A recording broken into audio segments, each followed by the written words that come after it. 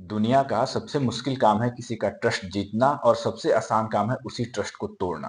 क्या आपने कभी सोचा है कि दुनिया के बड़े-बड़े बिजनेसमैन, आर्टिस्ट, स्कैमर्स या पॉलिटिशियन हमें इतनी आसानी से बेवकूफ कैसे बना देते हैं? क्या वो हमेशा हमसे झूठ बोलते हैं? नहीं, वो हमें ठगते हैं सच बोलकर। वो आपको हराते हैं गिफ्ट देकर, उपहार देकर। चलिए इसको सिंप्लीफाई करके मैं आपको समझाता हूँ बहुत आसानी से। क्या आपने कभी म्यूजिशियन को स्टेज पे परफॉर्म करते हुए देखा है? वह एक ह्यूमन साइकोलॉजी के लॉ को प्रैक्टिस करता है जिसको हम बोलते हैं डिस्ट्रैक्ट एंड डिसीव मेथड। वो आपको एक ऐसे जगह पे ध्यान केंद्रित करा देगा और अपने हाथ की सफाई का उपयोग करते हुए एक ऐसी चीजें करेगा जो आपको लगेगा कि यह जादू है। लेकिन दुनिया में जादू नाम की कोई भी चीज एग्जिस्ट ही नहीं करती है, सिर्फ वो नजर का खेल होता है।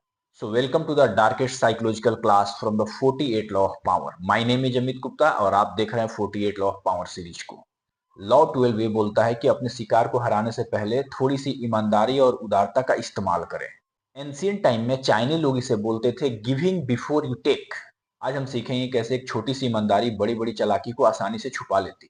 जैसा कि अभी तक के हमने सारे वीडियो में देखा कि हर एक वीडियो में ह्यूमन साइकोलॉजी को समझा जा रहा है और एक पैटर्न नजर आ रहा है। इस लॉ में भी एक ह्यूमन साइकोलॉजी का बहुत ही स्ट्रांगली इस्तेमाल किया जा रहा है जिसको हम बोलते हैं इनर चाइल्ड। हर इंसान के अंदर एक छोटा सा बच्चा छुपा हुआ रहता है। कैसे उस छोटे हुए बच्चे का लोग इस्तेमाल करते हैं अपने काम को निकलवाने के लिए, उसी को हम समझेंगे इस वीडियो में।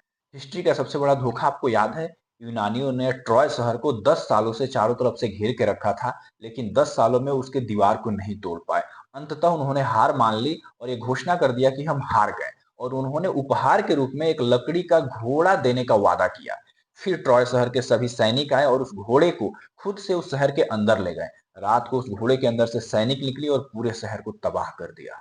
मतलब कि जब आप सामने से अटैक करते हैं तो जो ढाल है वो ऊपर रहता है, लेकिन जब आप अपनी ईमानदारी दिखाते हैं तो वो ढाल नीचे रहता है। और ये सिर्फ हिस्ट्री में नहीं होता है, हमारे साथ रोज होता है। जब किसी आप मॉल या किसी ज्वेलरी शॉप में जाते हैं तो वहाँ पे रिसेप्शन पे आपसे चाय या कॉफी पूछा जाता है। क्या लगता है वो दुकान वाला आपके साथ समाज सेवा कर रहा है? बिल्कुल भी नहीं। ह्यूमन साइकोलॉजी के पैटर्न को समझ रहा है और लॉ 12 को प्रैक्टिस कर रहा है। साइकोलॉजी ये बोलता है कि जब भी कोई भी चीज आप फ्री में कंज्यूम करते हैं तो आपको ऐसा लगता है कि मैंने तो फ्री की चाय या कॉफी पी है, कोई ना कोई एक छोटी चीज खरीद ही लेते हैं।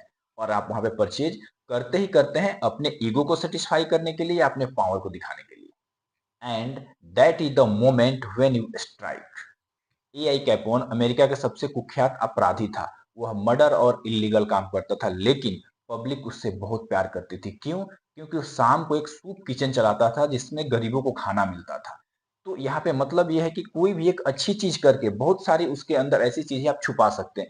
इसका आप रिसेंट एग्जाम्पल देख सकते हैं। बहुत ऐसे पॉलिटिशियन हैं जिनके ऊपर क्रिमिनल केसेस हैं, लेकिन वो चुनाव जीत जाते हैं। क्यों? क्योंकि जो क्रिमिनल केसेस हैं, जो भी गलत काम करते हैं, उससे जो पैसे कमाते हैं उसका कुछ पैसा सोशल वर्क और समाज कल्याण में खर्च कर देते हैं। किसी की शादी करा दिया, किसी का इलाज करा दिया, किसी को कुछ गिफ्ट दे दिया, किसी को कॉम्प्लीमेंट दे दिया, और लोगों को लगता है कि ये बहुत अच्छा आदमी है। मतलब कि एक जेन्युइनिटी दिखाते हैं और उसके अंदर बहुत ऐसी चीजों को छुपा लेते हैं जो इलीगल है।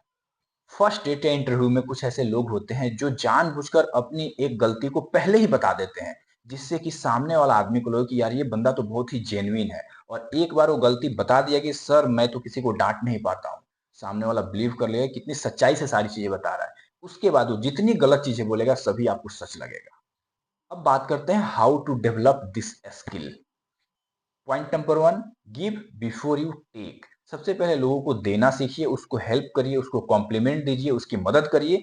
और उसके बाद उससे कोई चीज मांगेंगे तो आपको आसानी से दे पाएगा। तो पहले उसका ट्रस्ट गेन करना है, ऑनेस्टी दिखानी है, देन कुछ उससे मांगना है। दूसरा, कन्फेस ए स्मॉल मिस्टेक। जब आपको लगे कि एक बड़ी गलती होने वाली है या हो गई है तो छोटी गलतियों को खुद से जाके कॉन्फेस कर दे और बता दे। जैसे कि सर एक रिपोर्ट भेजा है, उसमें छोटी सी गलती हो गई है, मैंने उसको करेक्ट करके आपको दोबारा भेज दिया है। सामने वाला जो आपका बॉस है आपको समझेगा कि इस बंदे में कितनी ऑनेस्टी है, आके खुद से हमें बता रहा है। तो इन फ्यूचर कोई गलतियां होगी तो समझेगा कि नहीं यार इससे जानबूझ के नहीं हुआ है, ये मिस्टेक से हो गया है।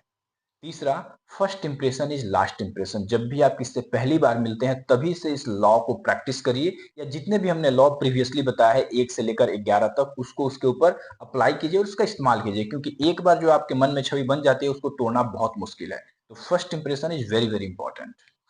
चौथा, रेपुटेशन। रेपुटेशन को बिल्कुल बना के रखे और इसके साथ कोई भी कॉम्प्रोमाइज नहीं करे। इसके लिए हमने लॉ नंबर 4 में सेपरेट सिर्फ रेपुटेशन के बारे में बात किया है। अगर आपको इस वीडियो को देखना है तो हमारे चैनल पे जाके लॉ नंबर 4 को जरूर देखिए, क्योंकि law number 4 and law number 12 आपस में एक दूसरे के साथ काफी एसोसिएटेड है। तो reputation is very very important, उसको जाके आप डिकोड करिए पहले। एट द एंड एक जरूरी बात, यह लॉ फेक होने के बारे में नहीं है। एक बार अगर लोगों को पता चल गया कि आपकी जो ईमानदारी है वो एक नाटक है, उस कंडीशन में आपका सारा कुछ बना बनाया एक बार में खत्म हो जाएगा। ट्रस्ट एक कांच की तरह होता है, इसीलिए मैं बार बार बोलता हूँ कि जो पावर है वो बैलेंस का गेम है, आपको बैलेंस बनाना आना चाहिए। और हाँ, इस लॉ को मैनिपुलेशन के लिए नहीं, डिप्लोमेसी के लिए इस्तेमाल करें। डिस्ट्रैक्ट एंड डिसीव करना सीखे, यही सबसे इंपॉर्टेंट है। Don't be a scammer, be the strategist. मतलब कि ये जो लॉ है ये बहुत ही एक मैनिपुलेशन जैसा आपको दिख रहा होगा, तो इसको कभी भी अपने प्रोटेक्शन के लिए इस्तेमाल करें, दूसरे के ऊपर अटैक के लिए इस्तेमाल ना करें। तो मेरा काम यहीं पे खत्म होता है, तब तक के लिए गुड बाय। मिलते हैं एक नए वीडियो में, तब तक के लिए आप प्रैक्टिस करिए पावर को।